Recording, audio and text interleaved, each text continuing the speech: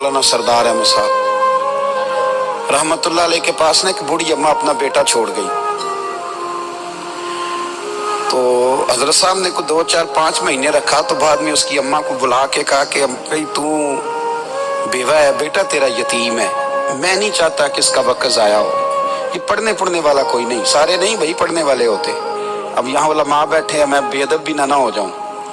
कुछ पूरे 8 साल लगा के भी आ जाते हैं, सनद भी उनके पास होती है। नाराज ना हो जाना, ये तो सब अच्छे लोग हैं, सनद होती है पर पता पुता कोई नहीं होता। ये आला हजरत ने लिखी है बात, सनद होती है, पूरी डिग्री होती है, उस पर कई लोगों के साइन भी होते हैं। तो बहुत सारे तालिब इल्म ऐसे होते हैं जो मदारस में कहते हैं मैं फाजल फलाह हूँ, लेकिन कोई शय पास।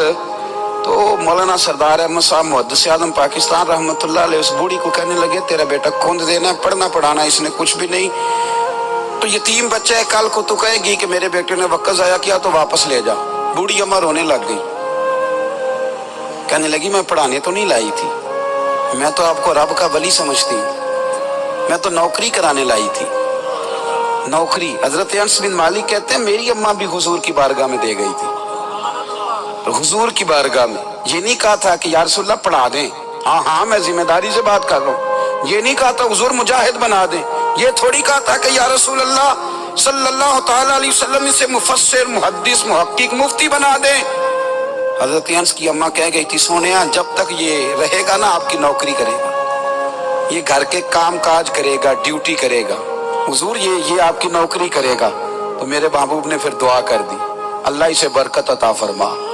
तुम समझता है खिदमत वाला खाली रह जाता है? जितना जायका खिदमत वाले को मिलता है, जो उसके नसीब में आता है, वो किसी का नसीब कहाँ भाई। हजरत अनस कहते हैं हुजूर ने दुआ कर दी, बरकत की। मुझे तो खेती बाड़ी आती भी नहीं थी, पर लोगों के बाग में साल में 1 दफा फल लगता था, मेरे बाग में 2 दफा लगता था। हुजूर ने दुआ कर दी अल्लाह इसे औलाद दे। फरमाते हैं मेरे बेटे, मेरे पोते, मेरे नवासे, मेरी बेटियां, फरमाते हैं मैं जिंदा हूँ और मेरी 100 औलादें मौजूद हैं। परेशान हो गया 100 सुन के बच्चे 2 ही अच्छे, 100 औलादें मेरी मौजूद है। हजरत अनस मौलाना सरदार अहमद साहब के पास ना छोड़ गई बच्चा, कहने लगी हजरत जी मैं को पढ़ाने के लिए थोड़ा छोड़ गई हूँ, मैं तो इसलिए छोड़ के गई हूँ कि आप मेहरबानी करें खिदमत कराएं। तो हजरत जी कहने लगे कोई ऐसा काम ही नहीं, खिदमत वाला क्या कराऊं। कहने लगी पट्ठे पवा लिया करो जी। हम लड़ पैंदे ने, कहने ने बच्चे काम कर दें मदरसे का। हालांकि अब कहाँ बच्चे काम करते हैं, अब तो गुजर गया दौर, अब तो बच्चे काम कराते हैं। अब बच्चे भी नाराज हो रहे हैं, घूर घूर के देख रहे हैं। सही कह रहा हूँ आपको, बच्चे काम कराते हैं, बच्चे कहाँ काम करते हैं। कहने लगी ये चारा डाले करेगा आपकी भैंसों को। तो हजरत ने उसको कहा कि बीबी चारा मेरी भैंसों को डालने के लिए मैंने बंदा रखा हुआ है, तो तू जा ले जा। कहने लगी हाथ बांध के हुजूर मेहरबानी करें रख ले, चारा डालेगा। और पुत्र तवज्जो से चारा डालना हजरत की भैंसों को। रोने लगी, हजरत ने रख लिया, महीने का खर्चा भी देते। शाम को ना वो सारा दिन काम करता, शाम को आके पैरों में भी बैठ जाता, हजरत जी लाएं तेल थोड़ा सा, पैर ना दबा दूं। 8 साल साथ वाले पढ़ते रहे, ये बेचारा नौकरी करता रहा, मेरा रूप भी नहीं ते मेरा रंग भी नहीं, और मैनू यार मनान दा टंग भी नहीं। कभी कभी ना हजरत बिलाल हबशी फारग होते ना, तो नबी पाक की बारगाह में अर्ज करते हुजूर कोई काम तो नहीं, सारे हो गए, हुजूर जाऊं जरा, चले जाते।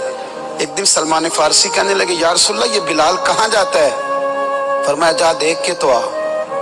हजरत सलमान वापस आए तो आके रोने लगे, कहने लगे सोनिया जब यहाँ से जाता है ना तो जाके सैयदा फातिमा की चक्की पीसनी शुरू कर देता, बीबी साहबा के काम करने लगता है, घर में जाके स्नैन की ड्यूटी करता है, वहां भी काम यहाँ भी काम। वो चारा डालता रहा, उसने चारा डाला। हजरत मुहद्दिस आज़म की भैंसों को दस्तारे फजीलत का वक्त आ गया, सारे पगड़ियां सजा के आ गए, आज दस्तार होगी। ये ना पीछे होके बैठ गया, चूंकि पढ़ा ही नहीं था तो दस्तार का है कि दस्तार तो उसकी जो पढ़ेगा, हमने तो पढ़ा ही नहीं, हमने तो यार पढ़ा, घर पढ़ा, ड्यूटी करी। हजरत मुहद्दिस आज़म रहमतुल्लाह अलैह के यहाँ जब ऐलान होने लगा ना कि अब दस्तार होगी, तो हजरत ने पहला ऐलान उसका फरमाया। तो मत जान ला बंदा कपड़े भी कदी कदी बदल दे ना, वो कहता है जिस हाल में भी था मैं पलट के देखने लगा कि पढ़ा पढ़ाया तो है, कोई शय नहीं। तो ये माजरा क्या है, पीछे से उठ के आए तो کہتے ہیں باقیوں کی دستار کسی عالم نے کی، کسی صوفی نے کی، لیکن یہ بھینسوں کو چارہ ڈالنے والا جب آیا تو محدث اعظم نے فرمایا پگڑی کے بال کو کوئی ہاتھ نہ لگائے، یہ ساری دستار میں نے کرنی ہے۔ اور فرماتے ہیں حضرت بال بھی دیتے جاتے تھے اور آنسو بھی بہاتے جاتے تھے، ماتھا بھی چومتے تھے اور فرماتے تھے دستار کے بعد چلا تو نہیں جائے گا یار، مجھے تو عبادت بھی نہیں رہ گئی، مجھے تو چابیوں کو بھی نہیں پتا کون سی کہاں رہتی ہے، جائے گا تو نہیں تو رو پڑا، کہنے لگا سوڑیا جائے تو وہ جس کے پلے کچھ ہے ہو، آتا جاتا تو ہے کچھ نہیں، مجھے کس نے رکھنا ہے، میں نے کہاں جانا ہے، ادھر کہاں تو ادھر ہی رہوں گا۔ اس طالب علم کے سارے استاد بھائی کہتے ہیں اس نے دستار کرائی، پڑھا پڑھایا کچھ نہیں، پر جو مسئلہ اڑ جاتا تھا نا، وہ جو اڑ جاتا تھا نا، وہ جا کے اس سے پوچھتے تھے تو کتابیں کھولنے کی ضرورت نہیں پڑتی تھی۔ حضرت بلال حبشی کبھی سپاہ سالار بنے تھے کسی جنگ میں، کسی صوبے کے گورنر بنے ہوں؟ بولو تو صحیح ہے۔ ان کا تعارف کیا تھا؟ نبی کریم کے غلام۔ حضور کے نا جو ذاتی معاملات تھے نا، 20 انصاری نوجوان تھے جو ہر وقت نبی پاک کے پاس کھڑے رہتے تھے کہ حضور کوئی حکم کریں، 20، اور 34 سے لے کر 40 تک غلام ہر وقت حضور کی بارگاہ میں رہتے۔ حضرت بلال حضور کے ذاتی معاملات کی خدمت کرتے تھے، کوئی ایسی وہ جو تبلیغ کی یا دعوت کی یا جنگ کی یا جہاد کی کوئی ڈیوٹی نہیں وہ کرتے، ذاتی خدمت سرکار کی۔ حضرت عمر فاروق وہ شخص ہیں کہ جنہوں نے کبھی کسی بندے کو خاطر میں نہیں لائے، لیکن جب حضرت بلال آتے تھے نا تو جناب عمر اٹھ کے کھڑے ہوتے تھے، کرسی چھوڑتے تھے اور پھر ایک نعرہ لگاتے تھے، کہتے تھے یا بلال انت سیدنا، بلال تو ہمارا سردار ہے یار، تو ہمارا، یعنی عشق کا ذوق پورا کرنا انہیں بھی آتا تھا۔ اس لیے میرا مشورہ ہے، میری رائے ہے، اور جو میرا حکم ماننے والے ہیں ان کے لیے میرا حکم ہے کہ ذوق نہ کبھی بھی خراب کرنا، کبھی بھی نہ ذوق نہ خراب کرنا، اپنا لطف۔ میں نے کئی دفعہ، میں پہلی دفعہ مدینہ شریف حاضر ہوا تو ایک بابا جی میرے آگے آگے تھے تو ان کو نا دھکے مار رہا تھا، وہ سامنے کھڑے ہوتے ہیں نا، اللہ خیر فرمائے، اپنی اپنی ڈیوٹی ہے نا، ان کی بھی ایک ڈیوٹی ہے نا جی، تو وہ دھکے مار رہا تھا تو بابا اسے کہہ رہا تھا تیری خیر ہوئے پہرے دارا روزے دی جالی چوم لین دے، انہیں پھر دھکا ماریا تو پھر ان کہا تیری خیر ہوئے پہرے دارا۔ میں نے، وہ بالکل ان پڑھ بابا جی تھے پر مجھے انہوں نے بہت بڑی بات سمجھا دی، میں نے ان سے بڑا سیکھا، منبر پہ ذکر کر رہا ہوں۔ وہ تیسری دفعہ پھر دھکا مارا، تیری خیر ہوئے پہرے دارا روزے دی جالی۔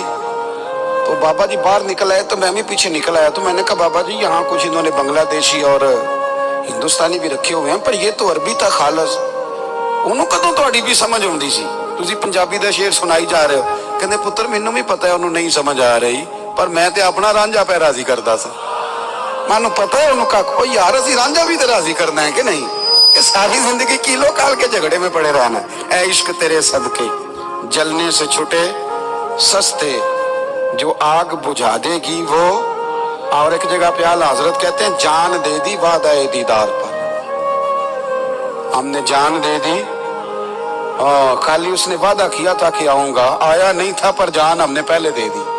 تو اس لیے نا ذوق، شوق، پیار، وارفتگی، محبت اساتذہ کے لیے، بزرگوں کے لیے، علماء کے لیے، مشائخ کے لیے، بڑوں کے لیے، نہ ذوق نہ کبھی خراب ہونے پائے۔ اللہ آپ کو سلامت رکھے۔ اور کچھ دعائیں میں نے دے دی ہیں، کچھ اللہ جانتا ہے میرے دل میں ہیں، وہ میں دیتا رہتا ہوں۔ اللہ آپ کو ہمیشہ شاد و آباد فرمائے۔